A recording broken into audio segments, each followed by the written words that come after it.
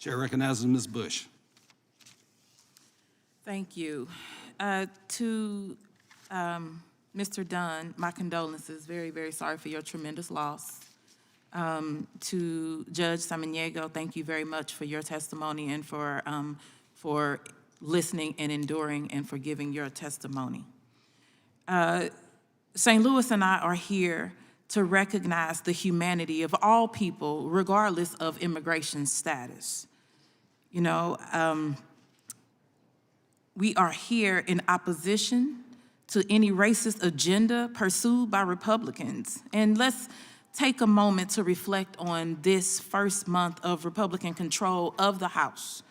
The disastrous and embarrassing speaker's vote that resulted in the selling of the gavel to a bunch of pro-coup members of Congress, the seating of insurrectionists, and someone who defrauded his way into Congress. That's where we are. And now this hearing, whose purpose, it seems, is to amplify the anti-immigrant hysteria and right-wing conspiracy theories. The Republican position on immigration is to inflict as much cruelty as possible on people fleeing suffering and persecution. As Democrats, we need to recognize this reality and refuse to be a part of it. That's why I strongly oppose the administration's expansion of Title 42 and the reinstatement of the asylum transit ban. These lawless and inhumane policies deny the right to asylum while failing to address any of the underlying structural problems of our immigration system. So, Judge Samaniego, I want to ask you, do you believe Title 42 is an effective or a humane immigration policy? It is not. And I thank you for being practical, because I need to get back to this idea of detaining them until they're able to vet them. That's one of the most impractical things I've ever heard of. Right now, Border Patrol is shivering, thinking, how are we going to do that? Without the community being involved, we're pushing that on them, where they have 1,400 spaces, and we're going to detain them. And we talk about the humanity of the Border Patrol. Just think about what it would take to detain until we vet them. It'd be impossible. I remember growing up and we'd say, you know, how do you put 50 people in a Volkswagen, 25 in the front, 25 in the back? Mm-hmm. That's about as impractical as this idea of detaining them until you can let them go when you don't have the facility, you don't have the manpower, and it's those impractical solutions that confuse people.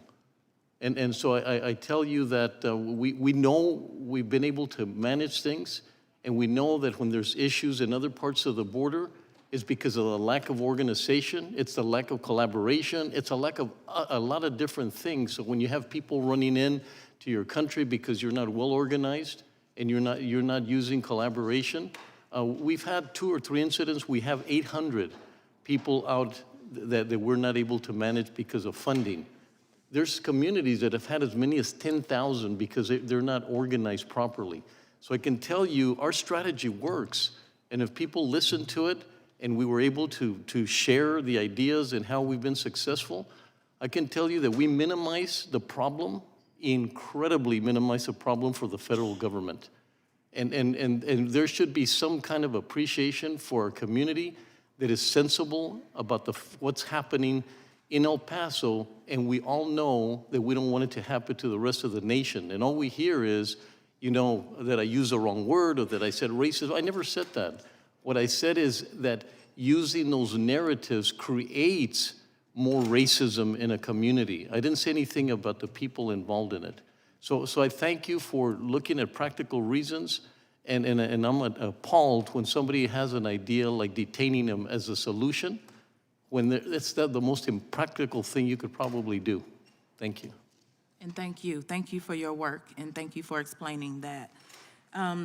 As Democrats, we must refuse to adopt illegal and ineffective solutions to this complex, long-standing crisis. We must be better than what we're seeing coming from Republicans. Republicans want to talk about Biden's border crisis, but the reality is we have a broken immigration system because Republicans want us to. So they can hold these hearings to mask the fact that they have no affirmative agenda that actually helps people. So they can spew their lies about immigrants bringing fentanyl across the border while exploiting victims and refusing to support investments in public health and addiction treatment. So they can take out their anger and insecurities on the most vulnerable. History will not look kindly on those politicians. Thank you, and I yield back. Chair recognizes Mr. Hunt from